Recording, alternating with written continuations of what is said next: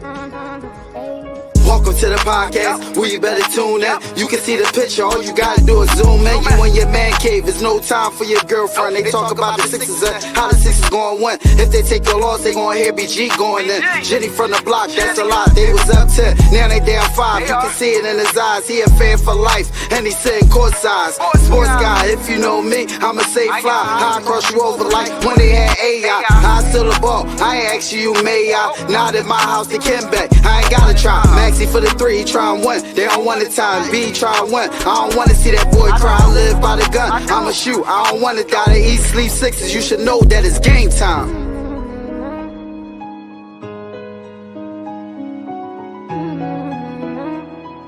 Avanto, this shit wavy.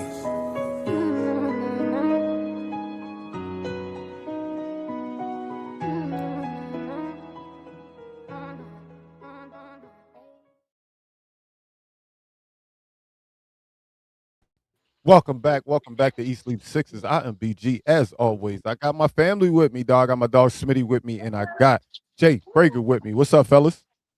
What's up, buddy? How y'all feeling, man? Schedule came out yesterday. We now know what our fate is, man. Things look good for Philadelphia, man. Record breaking 34 nationally televised games, the most you can have. I guess we knew that was coming with the amount of talent we have. What did y'all think was going to happen with that? I knew we was going to have like the most televised because we got LeBron, Brown. We just got a stacked team. So, and we must see TV. So, like, it makes sense. It makes sense. You know, I don't like them ticket prices, but you know, ticket prices going crazy. That's the issue. That was the thing with LeBron coming here with Jaylen Brown. Ticket prices. Is that we knew that the number was going to go up. The number was definitely going to go up for the tickets. It is what it is. This is the price of being a good team. This is the price of being a championship contender.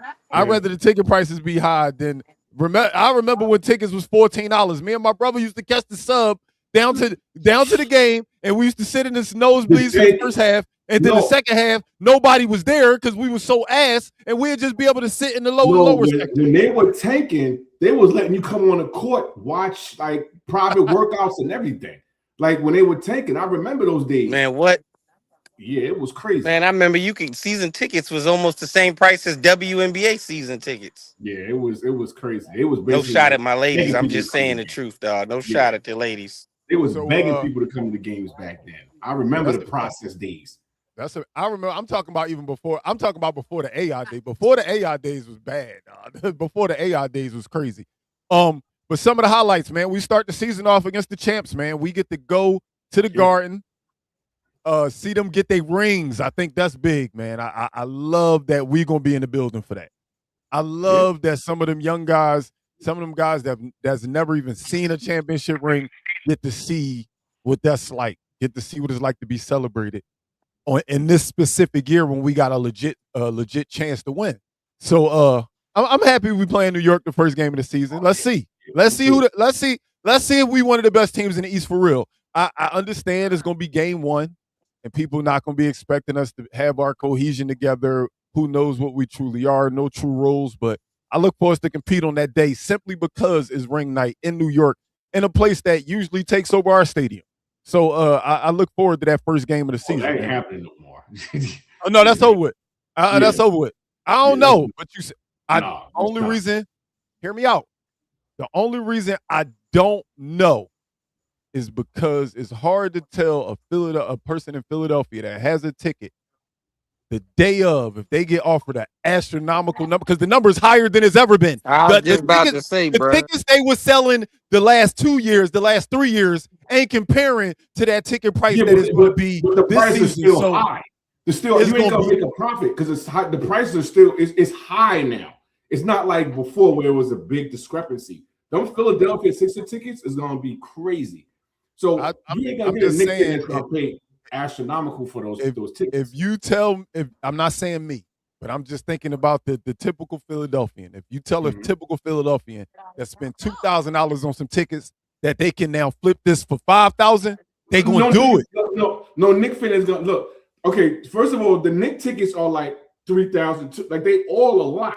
So what I'm saying is you're not gonna get no double the price because they're gonna be high anyway. So I'm just why saying. would a Knicks fan pay $5,000 for nosebleeds? I That doesn't feel make like any sense. they take pride in the fact that they think that they run our stadium. They No, think that they run Xfinity. The Knicks fans are paying high prices, right, for the tickets. Mhm. So Oh, that's Knicks why fans is they paying was. high prices regardless. But that's what I'm saying. Now it is. But I'm saying before it was a big profit. So you can sell the tickets and the Knicks fans will buy it because they're used to paying high prices. But what I'm saying is now it's like even now because we're winning. You know what I'm saying? We're winning. So you're not gonna really make a profit. So it wouldn't make sense to sell the tickets. Because you're gonna buy it and pay that kind of money. Y'all hear that, Philadelphia? Please. I was just playing devil's advocate, but I'm on Jay's side. Please don't sell these tickets, man. They're not. We got LeBron now. It's we got up now, dog. We got a now, good man. team. They're not doing that this year. The thing about it is this how I feel. A lot of times when they was taking over the stadium, the Sixers wasn't really in good shape. They weren't good. It was the one game. Remember when they played on Mother's Day? We was down 0-3. Why in the world would a Philadelphia Sixer fan go watch that game? Like I wouldn't go. I don't even care if you gave me tickets.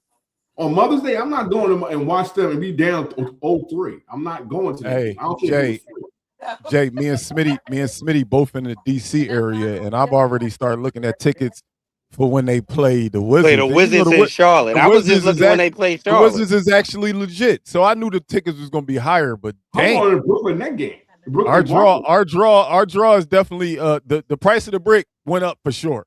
The price of the brick definitely went up on the Sixers, man. But I'm excited. I'm excited against Brooklyn. I'm gonna probably go see them when they play in Barclay. You know, I was born in Brooklyn. You know, I got family from Brooklyn, so I'm probably gonna watch them play the Nets. That's gonna probably be a cheap ticket, maybe.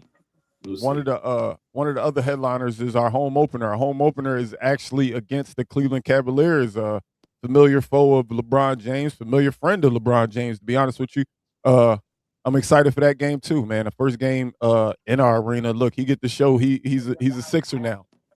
I know y'all got y'all little Cleveland. This is for you, but he a Sixer now, and we're gonna show y'all he a Sixer early on in the season. I like that, and because I like the matchup that Cleveland presents to us. I like the fact that we playing these teams early on. We start off against New York and then we play Cleveland, man. I like that the schedule starts off with just tough games that matter early. Let's see what we got, man. Let's see what we got. My brother said, let's skip to the playoffs. Nothing they do in the regular season matters anymore. I hear what you're saying. Yeah, my homeboy said that. My homeboy said that when Durant went to Golden State. Like, why are we even watching basketball? Like, we might as well just wait to the playoffs and see if somebody can beat them. No, I don't know, man.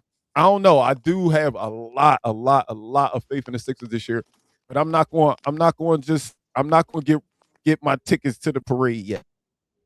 I want us to be there, and I think we can be there. I think we have the talent, but they got to put it together, man. I've seen amazing teams get put together.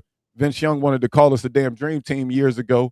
For all my Eagles fans out there, and you see what happened, man. Certain things, it don't always work out. I do think this is going to work out. But I ain't going to be the cocky guy to say, crown us now as champions. I'm not going to do that. Not yet. We still got to perform. Yeah. You still got to put the work, man. I got to tell everybody, man, you got to put the craft before the arts. I call it the arts and craft there. You got to still put the work in before you can show off the art. The art going to be holding up that trophy on South Broad.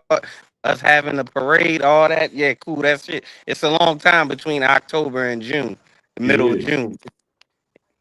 So you got to put in that work. I'm hoping, and my praise is that I'm going to be at a parade come next summer. But hey, Carl, after I finish cooking, I got to announce something to the Eat Sleep Sixers fans about you and what you said to describe us. But back to what I said, we gotta put in that work come June. To even think about June. We got to put in that work first. And I'm pretty sure Jalen and LeBron and our VJ, Maxey, the rest of the guys, listen, don't think just because Cowboys fan, please. Hey, you're absolutely right. But you got an Eagles fan that's typically the co-host on this show, right? That chose to use a Cowboys phrase to describe our Sixers, right? His name is Carl, the 215 sports guy. And Man, BG seen the post. Matter of fact, Carl, if you're still in the comments, why don't you tell the whole chat about how you describe the Sixers as we them boys? he was a little confused. I'm gonna Am I give Carl lying, some good. BG? Why you laughing? I saw the post. I think he was. I think it was more of a. What do they call? He was trolling a Cowboys fan by It's calling more his of a he team. might be a closet Cowboys fan. No, I think he was. I think he was. I think Why is this? maybe. Well, let me ask BG. Why is the Philadelphia Eagles fan I'm so glad that with a his dad? phone. I'm so Yeah, glad he's breaking up. he breaking up. Get him out of here. Get him out of here. I'm glad you got it. Sometimes you just gotta shut Cowboys fans up. Smitty, the door is open. If you want to come back in, you got to get back closer to the house, man. You breaking up bad. Did you cut him off, or did you take him out, or he just did? I took him out after he cut out. I did let him talk. I let him talk, but sometimes you just got to cut a Cowboy fan off, man. They be talking crazy, man. But yeah, Carl, I saw that post with you when you saying, "No, we them boys." Don't do that. That statement shouldn't be in your vocabulary as an Eagles fan. I'm sorry. Back to regularly scheduled program. This is a Sixers podcast. This is a Sixers podcast, man. So next highlight game I wanted to go over, November 10th. Paul George comes back to Philadelphia. How you think he'll be welcome? I think he'll be welcome. I think people like him. I think the contract is what a lot of people have against him, which is not his fault. But I don't think he lived up to his contract. He didn't play enough games. And then when he did play, he was hurt. And I think he did well, but he didn't do enough for that contract. And that's the issue. And then he's getting older. So I think he'll be well received, but I don't think they're gonna have a shot in beating us or being like one of the top teams. I just don't, because I don't think he's gonna play enough. I don't think Boston's gonna be there because they're gonna be in the middle of the pack. And it's because, I'm gonna adjust the first part first. It's crazy because all of the things you think about Paul George is what we all felt about Tobias, and he's not received well. But I do agree with you that it was a different kind of you didn't live up to your money. When he was out there, he still felt like an upgrade from Tobias. So I think Philadelphia received him well. I do agree with that. But I don't agree. I don't agree with you saying Boston won't still be all right. I think Boston's still gonna be all right. No, the reason why I'm saying that is because Boston, they're gonna have a lot of health issues. You got to realize, like, Paul George's older, and he's always had certain things where he can't even play back-to-backs. He couldn't really play back-to-backs. You know, he's getting older. You can see that his game went down a little bit as every season. And then as the season goes on, that wear and tear going to get to him. So, and they ain't going to need him to perform. He's going to have to play like a star. I can't see him doing that anymore. But I don't want to praise the Celtics, but they got their star and they got great role players. I don't know. I don't think he has to completely replace Jaylen Brown. He doesn't have to be what Jaylen Brown was for the Celtics. He does have to be the sidekick. I do think he has to be the sidekick. I don't think he has to be Jaylen Brown. No. I didn't say Jaylen Brown's averaging like 30. I don't expect that. He's like an MVP candidate. So no, I don't. But you're gonna need Paul George to average like 20. He gonna be like, he has to be close. I to agree. Now I do agree with that. I think he has to hover around that between 18.5 to 21 points. I think has to be what they expect from him. Exactly. And he's not going to play enough, and he's older, so you're going to start seeing a drop off, because anybody that's going to be close to the age 40 and you're going to expect a lot from him, he's going to have to do more, and it's going to wear on his body. And then by the time not the playoffs, but mid all-star break, stuff like that, you're going to start seeing his numbers going to dip. Did you see how he played in against the Knicks? I did. He had some moments. No, he didn't. Not against the Knicks. So basically what happened was, remember, the Boston series took a lot out of It took everything. It took everything out of him. You could tell. And you can see the age. I'm saying the age starting to catch up. So then he starts killing in the first half every game, and you can see the drop off. But that's because of age. You know, when you get older and you playing a lot, you're gonna be fresh, and then you just wear out. And you can see it in him in that Knicks series. And all now he's gonna be getting older, and they're gonna expect more out of him. It's gonna happen even more rapid. Boston was the 2 seed, right? Correct. They were the 2 seed with Brown. Yeah, they were the 2 seed with Brown. My personal opinion, not saying this in fact, I personally think Jason Tatum is better than Jaylen Brown. So all you're doing is swapping them out because Jason Tatum wasn't there for the majority of the season. So you swapping them out, and then you just throwing Paul George in the mix. So you do need Paul George to perform, but I don't think they just take a complete just downgrade because Paul George replaced him. I still think they're a top 4 or 5 seed still in the East. In my opinion, I can still see them. No, I say about and 6. And when I say 4 or 5, I mean in between like 3, 4, and 5. I don't mean like they could be 1 or 2.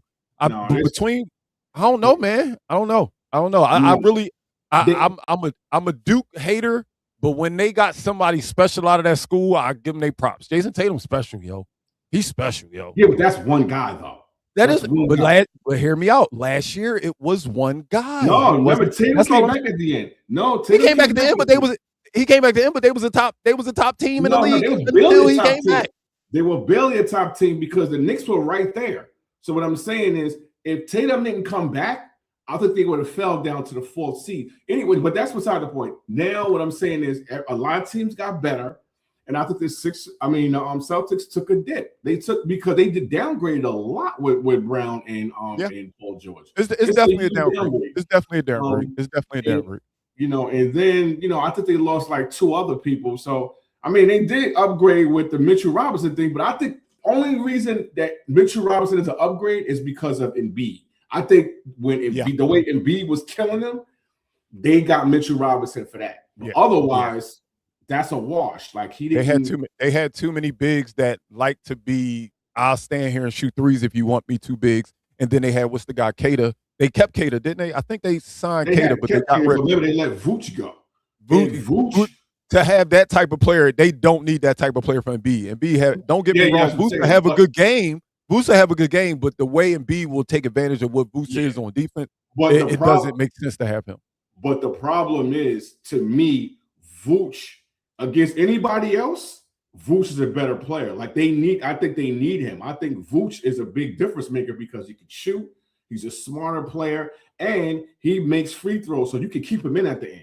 You can't do that. That's the difference with Mitch, man. Mitch can't be in the game late. You can't put him in the game late.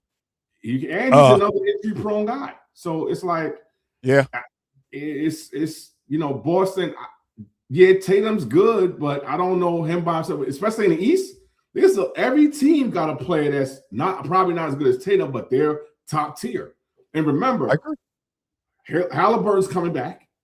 Mm-hmm. You know what I'm saying? Like these teams are going to be. All these teams are going to be better. I agree. I agree. I agree. It's going to be tougher. I just feel like I think that I saw that team without Jason Tatum, and now they have Jason Tatum, and they lost the guy that got him there. But I think I hold Jason Tatum to like a little slighter, more of a star than Jaylen Brown. My just personal opinion, and that's not saying as a fact. Some people may have Jaylen Brown as a better player. Just my personal. I just be like, yo, well, if they was that okay with Jaylen Brown, I think they're gonna be okay with Jason Tatum. I just think that. Christmas Day.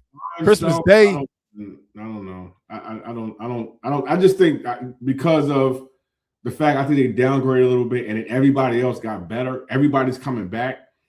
I don't know. I think they're gonna be like a 5-6 seed maybe. And you got look. The sleeper team too is the Wizards. Like I'm not saying the Wizards are gonna be better than Boston. Boston gonna be better than them. I think Boston. The Wizards is a team that's gonna. They're going to be things up. They're going to muck things up in the East. Like they're not used to being in that top 8 seeds, and they will be in that top 8 seeds. And you got to look at Miami. You got to look at Miami too. So they got Giannis and they got Bam. So it's like Boston is going to be. They're going to be in some trouble a little bit. Like during the season, they're going to be a couple of times where you're going to see them lose like 3 or 4 in a row. Paul George ain't going to play. He's going to be hurt. Mitchell Robinson might be hurt. He's going to be in a slump. And then it could go downhill quick. It could. Then, like I said, with Miami, teams, it's gonna be tough. We've seen it, man. When people are in and out the lineup, it can go downhill quickly. Another big game, Christmas, and not just Christmas. I wanted to talk about what happens around Christmas. So Christmas Day, they gave us a big game. We go to LA. So that's another homecoming for LeBron James. On Christmas, but I don't want to just highlight the fact that the Christmas Day game is in LA. That starts our long road trip. So we got the longest road trip of the season is right then. So right during the holidays, the Sixers going to be on the road together away from their families as a family, as a team. So we play LA back to back. So the Lakers, then the Clippers, then Sacramento, then Phoenix, then Milwaukee. We don't come back home to the 4th. Obviously, the 4th of January. So from Christmas Day to the 4th of January, we don't have games at home. Obviously, I'm sure they'll find ways to get back and forth home during that holiday time. But how you feel about that stretch, man? That stretch being during the holiday season. Do you think they keep their focus? That could be granted, it's all Western Conference teams, so losses won't like hinder us in the East too bad. But I look at it as a time they can build together, man. Like that's why I wanted to put emphasis on, hey, they're gonna be away from their families, but they're gonna be building together as a Sixers family during that time, where most people is gonna be at home. They're gonna be with each other. They're gonna be with each other. So I look forward to that time of year, actually. Yeah, and then the thing too is those teams are really not that good, except for like maybe 2 of them teams. Milwaukee, we should be able to beat. It's going to be a couple of teams that we should be able to handle. But those stretches where we have like those West Coast, where we playing those top teams, because that's happened before. I'm like, damn, we playing Houston, Phoenix, and the Spurs like right back to back to back. I've seen that. Whereas, and I've noticed too, which is a great thing, we don't have that many back to backs this year. They actually lowered it. We have the lowest. Last year we had 16, and we highlighted it quite a bit on the show. Yes, how many times we played back to backs, and now we down to 13 this year. Yeah, they definitely not killed. They know we old. They know we old, man. We got to be D's out there. We got to be D's out there. Yeah, so that helps a lot. So like I said, I think this team is you're gonna win a lot of games. I think it's gonna be a really good season, and I think we're going to gel quick because we got high IQ guys.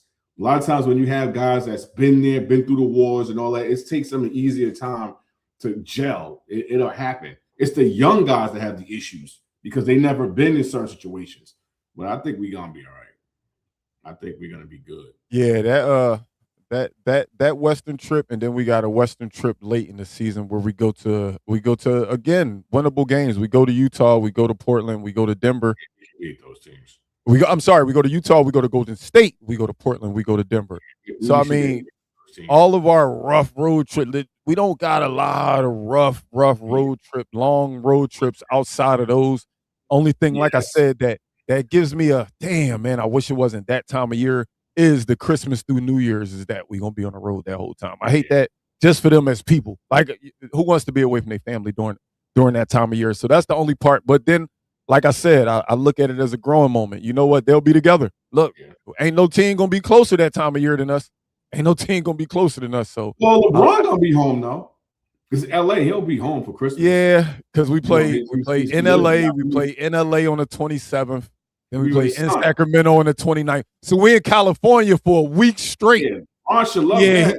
He Gucci. Yeah, he good. And then look, we just go right to Phoenix on the 30th. Yeah, he good. He good. He'll be at home. Other guys. Yes, he'll be at home. How do you feel about the 34 nationally televised games, man? I like that. I kind of knew it. I wasn't surprised. I like that. I think it's something, because I think we're going to be much CTV. Everybody going to want to see us because we got exciting players. We got a lot of like people that wants to figure out like, what are we?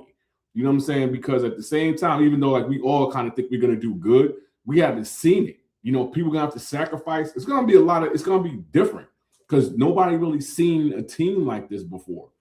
It's going to be, so people going to want to see that. It's like a, intense. If you watch a movie and it's a thriller, and you're like, I want to see how the end turns out. That's what this is going to be like. I want to see what it's going to look like. Yeah, everybody's seeing the same thing. So yeah, I can see why. I think the city itself is definitely ready for that. I think that run we had, the Super Bowl run we had 2 years ago, just showed like, look, that was the same thing. Nobody thought how we get Saquon Barkley. And they got A.J. Brown. They got too many players. I want to see how this is going to pan out. Yeah. And I think that's how the season's going to play out for the Sixers. Everybody want to see. It's going to be half the world want to see if it's going to work and fail. Half the world want to see, my goodness, is this really about to work? But the funny part about it is nobody knows anything about this team because we haven't seen it. Like for instance, we arguing about whose team it is. We don't know. I think I know who the team to me is, but We got to see what happens on the floor. Who will get the last shot? You know what I'm saying? The game's on the line. Like it's gonna be. We don't have a go-to player. It's like everybody is like pick your poison. You know what I'm I saying? don't know if you watched last week, but we highlighted one answer from Jaylen Brown, and it was the answer I wanted to hear. He said, "Why does it have to be anybody's team, man?" He's like, "Why do it got to be anybody's team?" Like it's such a luxury that we don't know who's taking the last shot, but it's a luxury. It's a big luxury that we don't know because anybody could. That's the beautiful thing about it. Like everybody hating on. I want to ask you this question in a second. Everybody talking about how BJ's going. No, we're gonna stunt his growth, man. He's not gonna be able to be himself. And when has it ever been a hindrance to have talent? When is it like being around nothing but talented, well-rounded guys? When does that ever hurt somebody? When have you ever told the young kid, hey, you too talented, you should go be around knuckleheads? No, you go tell him to be around people that can elevate him, people that have been there, done that. Like, why all of a sudden is that? This is what I think. This is what I think about VJ. This is what people are not looking at. The thing that's going to happen with VJ is, like, he's gonna probably struggle a little bit because he's trying to figure it out. But he's going to be the one. The next year or two, that's going to help him accelerate to where he's going to be probably one of the best players in the NBA because of this experience. So people are not going to see it in the beginning. They're going, oh, he's sacrificing all that, and he's going to, fall off. But when they leave in like the next 2 or 3 years, he's going to be that guy. What happened?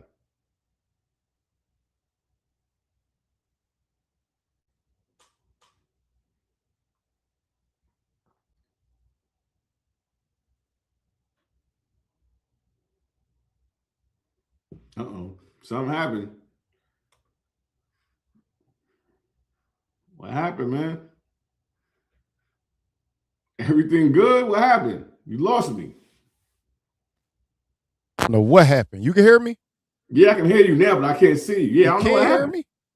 No, I can hear you. I just can't see you. I can't hear you though. I don't know what's going on. I don't know what's going on. You can't hear me? We had the 30-minute. I can't hear you. I can't hear you, man. I'm so sorry, y'all. We had the 30-minute mark anyway, man. Yeah. We're going to get out of here, man. We'll be right back here next Friday. Same time, same place, 7 o'clock, man. You already know where to be at. Right here with East Sleep Sixers. We're going to talk about something. Something going to happen this week. Everything big is happening in Philadelphia right now for the Sixers, so we'll have something to talk about. Man, I appreciate you, Jay, for coming through. I can't hear you right now. Hopefully they can hear you. And we'll see y'all next week.